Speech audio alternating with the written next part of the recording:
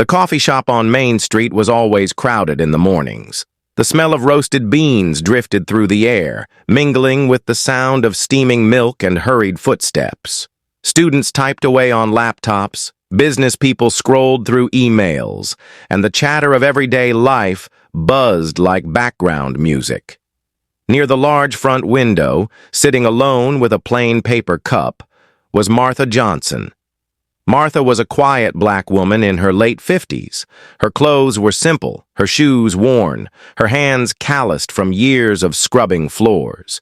She worked as a cleaner at the town library, often invisible to the very people who benefited from her work. To most, she was just the quiet maid, someone who blended into the background.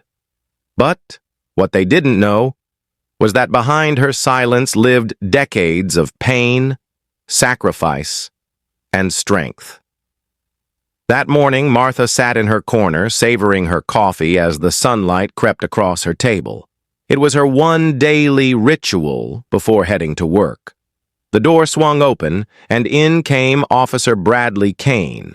Tall, broad-shouldered, with a jaw that always seemed clenched in anger, Kane had a reputation in town. Some called him a protector of the law. Others whispered what they truly thought: racist, arrogant, and dangerous. He strutted through life with the confidence of someone who thought he owned it. He ordered his coffee loudly, snapped at the young barista when she asked him to repeat himself, and smirked as people moved out of his way. Then his eyes landed on Martha. He walked straight to her table. "Well, well," he said, his voice loud enough for half the cafe to hear.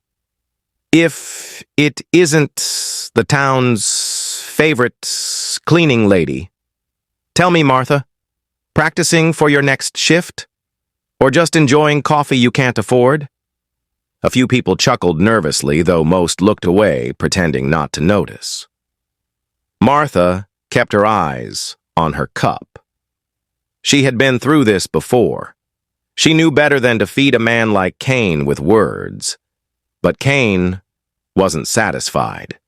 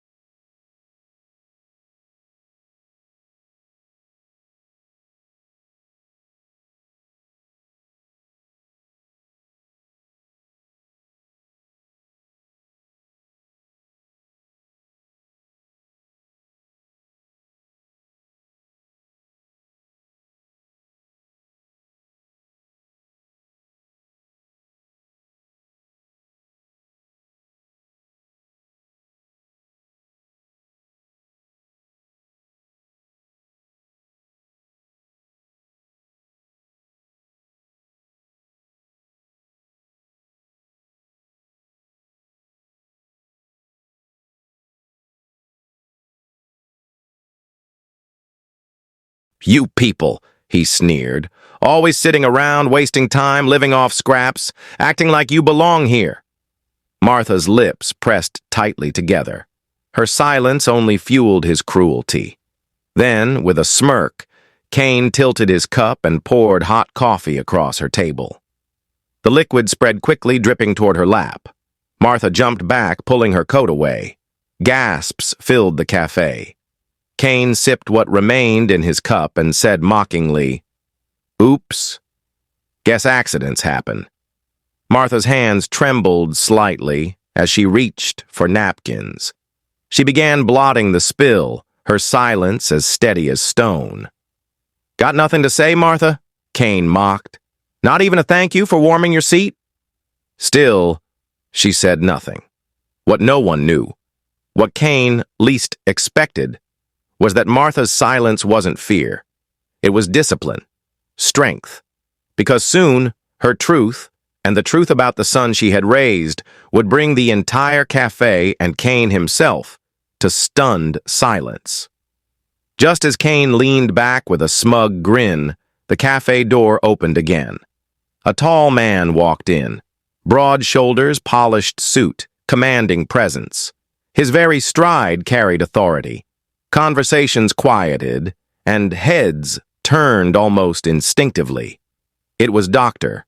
David Johnson, a world-renowned surgeon, author, and keynote speaker. His face had graced magazine covers, his name headlined medical journals. Few in the cafe recognized him immediately, but those who did whispered in awe. David scanned the room, then his eyes softened as he spotted his mother in the corner. He walked over, leaning down to kiss her cheek. "Morning, Mama," he said warmly. "Sorry I'm late. Busy morning at the hospital." The cafe went still. Kane blinked, confused. "Wait, you're her son?" David turned slowly, his sharp eyes locking on Kane. "Yes," he said firmly. "I'm her son. Why?" The weight of his voice carried through the room. Kane chuckled nervously. "No reason.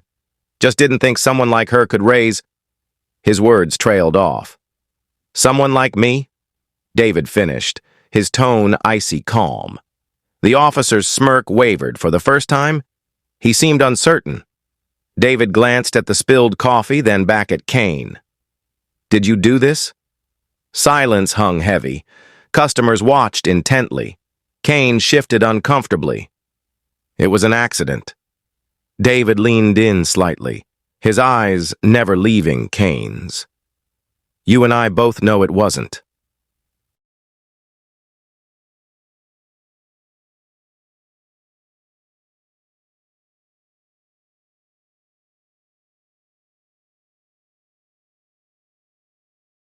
David took a deep breath, then turned to the room. "Do you all see this?" he asked, gesturing toward his mother's stained coat. "This is what silence has to endure every single day. My mother, this woman you see here, worked 3 jobs to raise me. She scrubbed floors, washed dishes, and cleaned your schools and offices so that I could study. She gave up her dreams so I could live mine." The cafe was frozen in silence. David's voice grew stronger. "And because of her sacrifices, I became one of the youngest surgeons in this country. I've saved lives, I've taught students, I've built clinics in underserved communities. Everything I am is because of this woman right here. But what does she get in return? Disrespect, humiliation, racism." He looked directly at Kane now, his gaze sharp as a blade. "You poured coffee on my mother because you thought she was nobody. But let me tell you something, officer. My mother is everything. She is more powerful in her silence than you will ever be with your badge." A murmur spread across the cafe. Some people clapped softly. Others bowed their heads in shame for not speaking sooner. Kane's face flushed red. His arrogance faltered. For the first time, he looked small. David didn't raise his voice. He didn't need to. His calmness carried more weight than any shout. "Every time you choose to humiliate someone because of the color of their skin," he said, "you reveal more about yourself than them. My mother may be quiet, but her silence has built generations. Her silence raised a surgeon, a leader, a man you could never hope to be." The café erupted in applause. Kane clenched his jaw, his hands tightening at his sides. But there was no comeback, no smirk, no swagger. He was defeated, not by fists, not by force, but by truth. The story didn't end there. News of the incident spread beyond the café. Videos taken by bystanders went viral. The town, once silent about Kane's behavior, could no longer ignore it. The police department launched an investigation. Kane faced suspension and eventually dismissal. Meanwhile, Martha continued her quiet life, but no longer invisible. People greeted her with newfound respect. Neighbors who once looked past her now stopped to say hello. But Martha never sought attention. She remained humble, carrying herself with the same quiet strength as always. And David? He continued his work, but every time he stepped onto a stage to give a lecture, he told his mother's story. He told the story of silence, of how a woman who spoke few words raised a man whose voice could shake rooms. In that café, on that ordinary morning, the world saw something extraordinary. They saw how racism tries to belittle, humiliate, and silence. But they also saw how dignity, sacrifice, and truth can outshine cruelty. And in the end, it was not the officer's arrogance people remembered. It was Martha's silence and her son's truth that shook the entire room.